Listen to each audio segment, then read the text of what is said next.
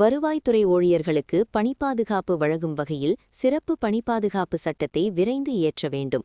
வருவாய்த்துறையில் காலியாக உள்ள அனைத்து பணியிடங்களையும் உடனடியாக நிரப்ப வேண்டும்.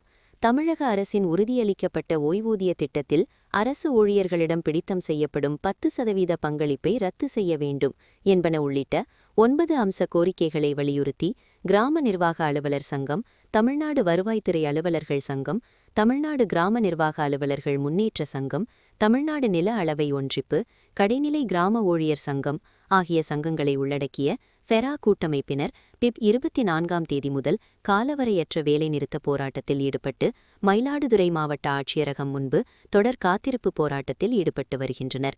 9வது நாளான இன்று நிர்வாகிகள் சங்கு ஊதியபடி மாவட்ட ஆட்சியரகம் முன்பு சாலை மறியலில் ஈடுபட்டனர்.